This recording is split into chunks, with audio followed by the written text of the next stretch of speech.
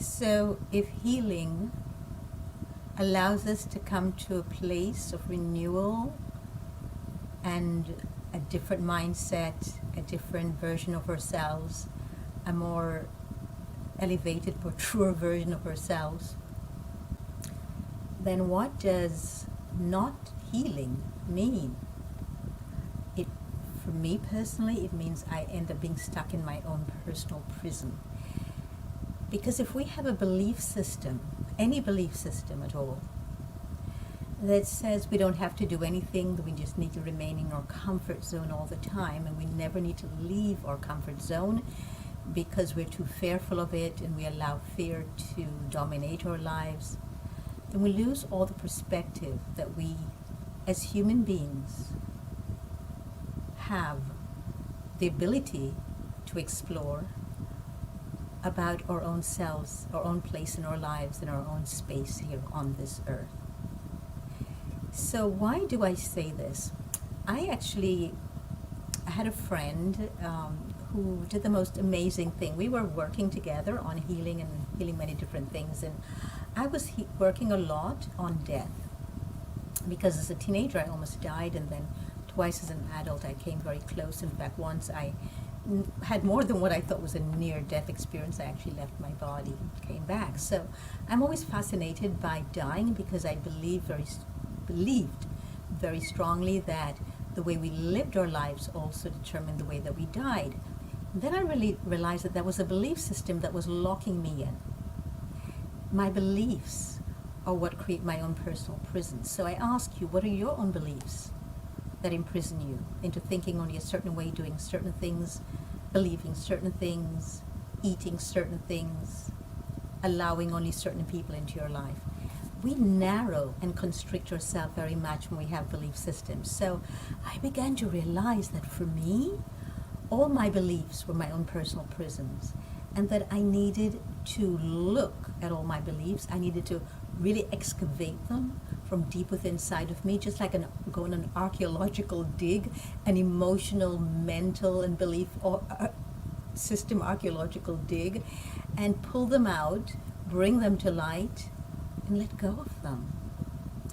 And so in pursuing death, all the different cultures around death, all the different ways in which different cultures view death, I learned so much, and I learned to let go of so many. And one of these things that I learned was from the Tibetans. They have a book on living and dying, which I thoroughly recommend, and it's a fat book, so it will take you a while. If you want a shorter version, I would like to recommend to you the Tibetan Book of the Dead. I think you will learn so much from it, and that you will get to a different place from it. And so you have an idea what this is like. I will actually read you a quote from the Tibetan Book of the Dead.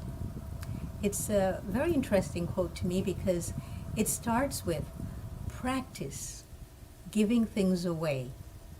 Not just things that you don't care for, but things you do like. And therein lies the key. Remember, it is not the size of the gift. It is the quality and the amount of mental attachment that you overcome when you give it away that counts. Again, it's the mental attachment you want to release. So don't bankrupt yourself on a momentary positive impulse only to regret it later. Rather, give thought to giving. Give small things carefully and observe the mental processes going along with the act of releasing the little thing that you like. I love this, because I think this is true giving. When we give of ourselves, we're giving away something that we like and that we really enjoyed and we would like to keep, but we realize it's better to pass it on. So I was very, very impressed and very, very motivated when I learned of a tribe in the northwest United States. They lived on, I believe, an island. And every year, I don't remember the name of this ritual, but every year they had this day where you could go to each member's house of the tribe, and you could take anything you wanted from the house. So you'd go, for example, to maybe your next door neighbor, and you would take from there a hat, or maybe a book that you've always wanted to read, or you might take a jacket that you really had liked on that person. And then somebody at the same time was going to your house and taking something that you liked as well. I love that because it meant people were letting go. We are not of the belief that we are only worth what we have. They were no longer of the belief that our value is determined by what we possess, by what we own. This cleared up any belief system in ownership to me. If you knew that next year somebody's going to come into your house and take whatever it is that they wanted, and you in kind were going to go into somebody else's house and take whatever it is you wanted. And so, all the things in the community kept getting shifted from home to home. I love this concept, and I thought, oh, I need to start this and open up my home for people to come in and take what they want, but then I need to in kind be able to go into their home. Of course, I couldn't find enough people to allow me to do this. But I still have this in my intentions to do as well. I really love this idea that we do not become the things we are. We do not get attached to them. I love the idea of non-attachment, which is a very big teaching of some of the religions of the world, especially those taught by the teachings of the Buddha. The idea of non-attachment, because it's the things to which we attach that create our own personal prisons. Think about it. The belief systems to which you're attached. If you're attached to them, that means you cease to grow beyond them. That means there's no opening outside of them for you. That means you're closed in, you're constricted by that belief. If you let go of the belief, then you let go of something that's imprisoning you, because a prison only comes in when we want to constrict ourselves and constrain ourselves, and when we believe in fear. But when we're willing to just let go of everything, especially every belief system, then we're open to all the magic that the universe has in store for us. And then we can open up to things like this book, which is The Right Use of Will, Healing and Evolving. I love this. It's just this, by evolving our emotional being, we evolve into magnificent beings of art and beauty and truth and grace, but specifically of love. So what belief systems do you hold on to which you think you would never want to give up? How about a little challenge here? Give them up for a day. Give them up for a week or two. And see how much that opens you up to parts of yourself that you've not yet healed, parts of yourself that you've not yet manifested. You begin to see beauty that you never realized existed. You begin to go deeper into a place of love, because if you want to manifest love, if you want to be a place of love, if you want to be love, we must give up our belief systems, because that's what restricts us, constricts us, narrows us, and also imprisons us. So please write below exactly what it is that you would like to give up.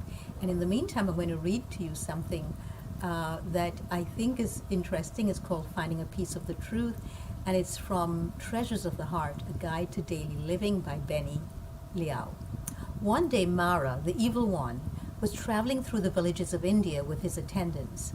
He saw a man doing walking meditation, whose face was lit up in wonder. The man had just discovered something on the ground in front of him. Mara's attendant asked what that was, and Mara replied, "A piece of truth." "Doesn't this bother you when someone finds a piece of truth, oh evil one?" his attendant asked. "No," Mara said. Right after this, they usually make a belief out of it. The minute we have a belief, all the beauty, all the truth is lost. So please, in your comments below, let me know what beliefs you might be willing to give up, or those you definitely are willing to give up, which ones you think have restricted you, which ones you've already let go of, and that you've found has really opened you up to a life of bliss and more truth and more beauty and grace and love.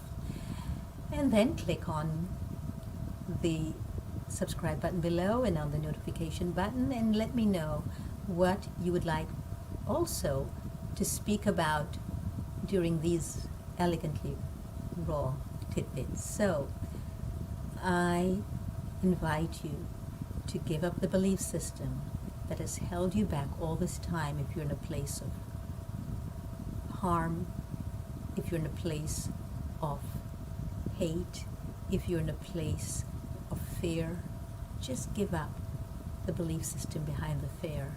Come out from behind the rocks and come out into the light and embrace your magnificence and your beauty, your truth, and most of all, be loved.